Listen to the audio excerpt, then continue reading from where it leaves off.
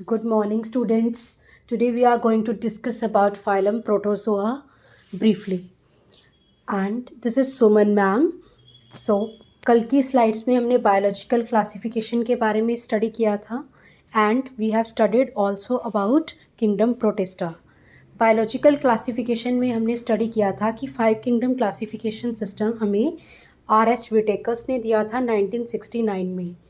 ठीक है, जिसमें हम पूरे लिविंग ऑर्गेनिजम्स को 5 किंगडम में क्लासीफाई करते हैं. Kingdom Monera, Protista, Fungi, Plantae and Animalia. हमने किंगडम प्रोटिस्टा के बारे में पढ़ा था, जिसमें हम लोगों ने पढ़ा था कि इसमें यूनिसेलुलर यूकैरियोटिक लिविंग ऑर्गेनिजम्स को क्लासीफाई किया गया है और उनका हैबिटेट कैसा है, मोस्टली एक्वेटिक है. किंगडम प्रोटिस्टा में पाए जाने वाले, क्लासीफाई किए जाने वाले जो ऑर्गेनिजम्स हैं, कुछ एनिमल लाइक करेक्टर शो करते हैं, कुछ प्लांट लाइक, कुछ फंगस लाइक. जो एनिमल लाइक करेक्टर शो करती हैं उन्हें हमने प्रोटोजोआ की कैटेगरी में रखा था. They are known as protozoans. तो आज हम डिटेल से पढ़ेंगे प्रोटोजोआ के बारे में. Protozoa are a diverse group. ठीक है, जो प्रोटोजोआ है ना, वो एक डाइवर्स ग्रुप है. मतलब इसके अंदर हम वो लिविंग ऑर्गेनिज्म को क्लासीफाई करते हैं जिनके पास सिंगल सेल्ड यूकैरियोटिक तो होते ही हैं, but they are motile and heterotrophs. They are motile and heterotrophs. ठीक है, प्रोटिस्टा के अंदर वो लिविंग ऑर्गेनिजम्स आ जाते हैं किंगडम प्रोटिस्टा में, जिसके अंदर हमने सिंगल सेल्ड यूकैरियोटिक को स्टडी किया था. बट प्रोटोजोन्स में हम लोग मोटाइल एंड हेट्रोट्रॉफ को स्टडी करते हैं आगे. This is the further classification of kingdom Protista. ये किंगडम प्रोटिस्टा में आ जाते हैं and they are polyphyletic. Means ये मोनोफाइलेटिक नहीं होते. मीन्स ये एक सिंगल एंसेस्टर से ओरिजिनेट हुए नहीं लगते. ये डिफरेंट लाइंस पे अपना एवोल्यूशन शो करते हैं. That's why they are polyphyletic. Okay, मतलब ये इतने वेरिएबल होते हैं अपने आप में कि ये पॉलीफाइलेटिक लगते हैं, इसलिए इनको आगे फर्दर सब फाइलम में डिवाइड किया गया है. एंड दो sub phylums are Mastigophora, Ciliophora and next is Sarcodina, Sporozoa, Euglenophyta. ये हम डिटेल से अपकमिंग स्लाइड में स्टडी करेंगे. प्रोटोजोआ क्या होते हैं बच्चे? They are unicellular and eukaryote तो होते ही हैं. क्यों? क्योंकि दे आर प्रोटिस्टा, है ना. प्रोटिस्टा की डेफिनेशन क्या है? वो किंगडम जिसके अंदर यूनिसेलुलर यूकैरियोट को स्टडी किया जाता है. And they are heterotrophic and motile as well. जो प्रोटोजोन है आगे वो क्या है? हेट्रोट्रॉफिक है और मोटाइल है. हेट्रोट्रॉफिक मतलब for food they are dependent on other organisms. They are not phototrophic like plants. ठीक है, लाइक एल्गी.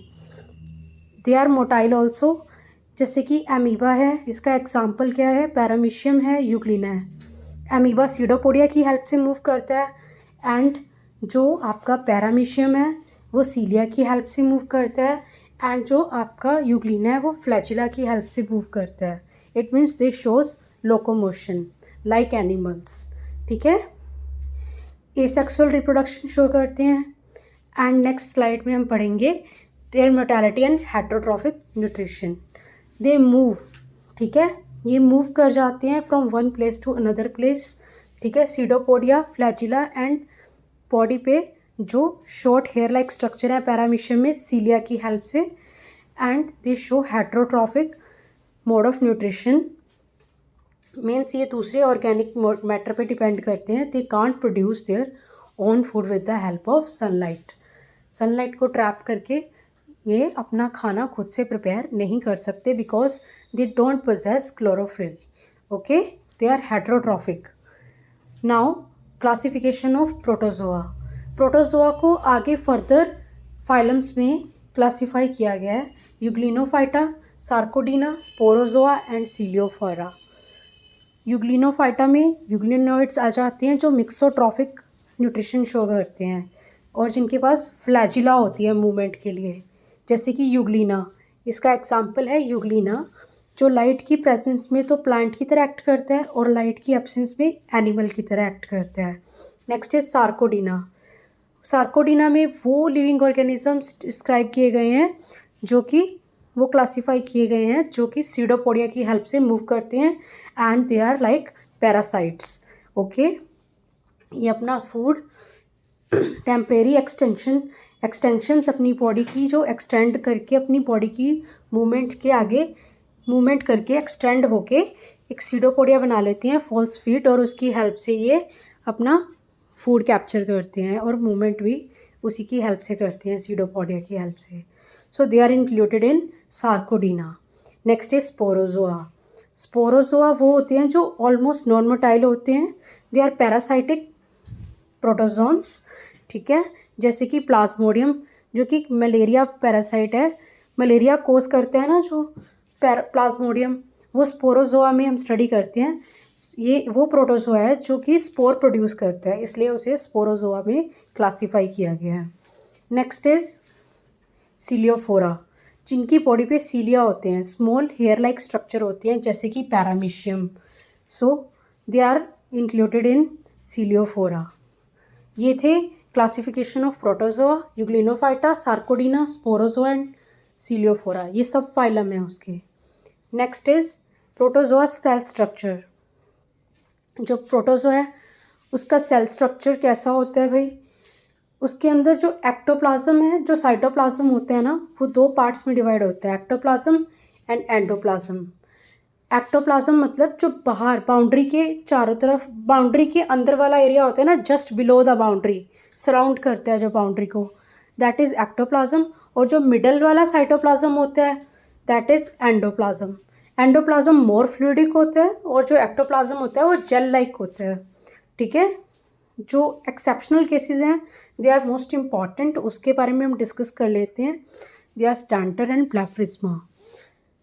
स्टैंटर कोरिलियस के अंदर जो साइटोप्लाज्म होता है वो ब्लू कलर का होता है बिकॉज उसके अंदर स्टैंटोरिन पिगमेंट पाया जाता है। और ब्लेफरिस्मा लैट्रेशिया के अंदर जो साइटोप्लाज्म होता है वो रेड कलर का होता है। क्यों?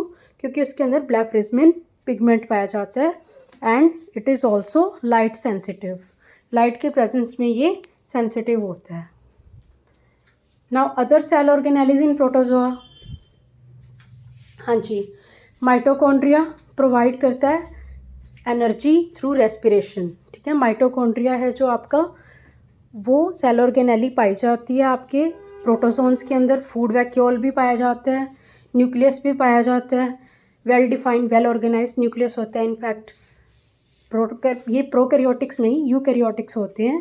सो इनका जो न्यूक्लियस होता है वो वेल डिफाइंड वेल ऑर्गेनाइज्ड होता है।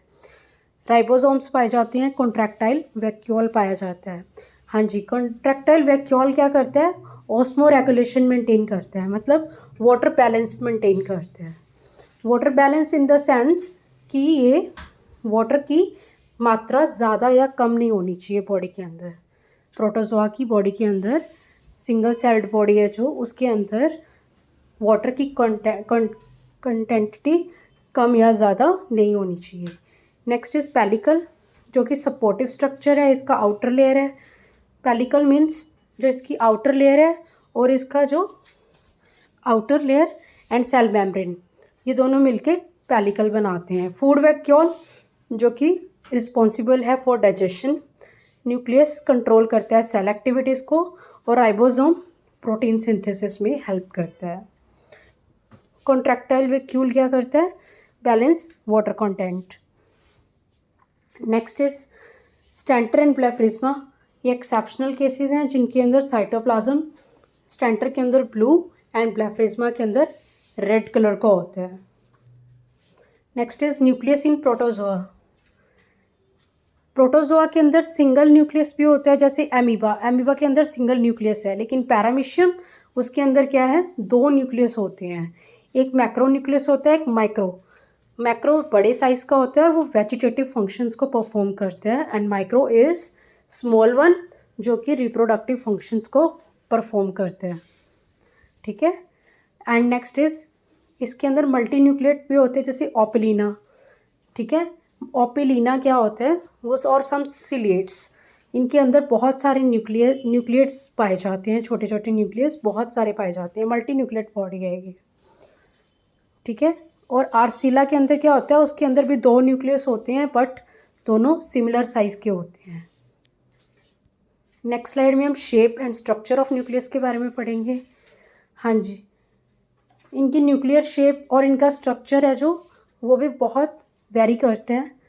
कुछ स्फेरिकल शेप के होते हैं टिपिकल सेल्स, जैसे कि जो आपका अमीबा है उसके अंदर स्फेरिकल न्यूक्लियस है। ओवॉइड है जो, दैट इज़ ओवॉइड शेप में कौन से आ जाते हैं, यूग्लिना एंड पैरामीशियम। और इरेगुलर में आ जाता है एफिलियोटा। किडनी शेप में आ जाता है वर्टिसिला। तो इनके जो प्रोटोजोन्स की शेप है वो भी वेरी करती है, और न्यूक्लियर भी इनका क्या होता है, वेरी करता है। कुछ कॉम्पैक्ट न्यूक्लियस होते हैं, कईयों के अंदर वेसिकुलर न्यूक्लियस पाया जाता है। वेसिकुलर न्यूक्लियस मतलब न्यूक्लियोप्लाज्म, जो न्यूक्लियस के अंदर होते हैं ना, न्यूक्लियोप्लाज्म वो बहुत एबंडेंट मात्रा में होते हैं। एंड कॉम्पैक्ट न्यूक्लियस के अंदर क्या होता है कि सॉलिड डेंसली पैक्ड आपका अपीयरेंस होती है।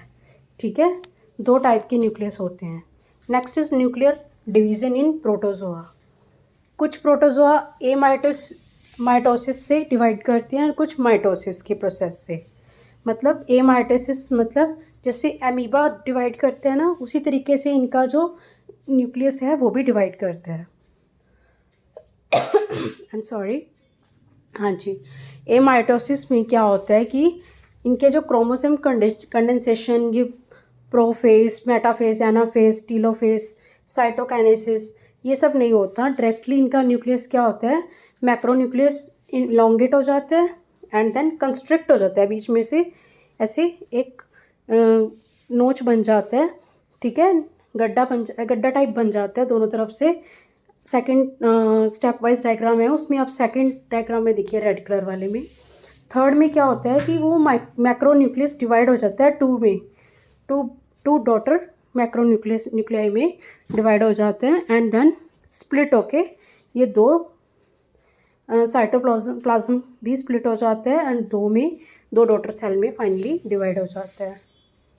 Thank you students, please like and share the video and please subscribe the channel for more informative videos. Thank you.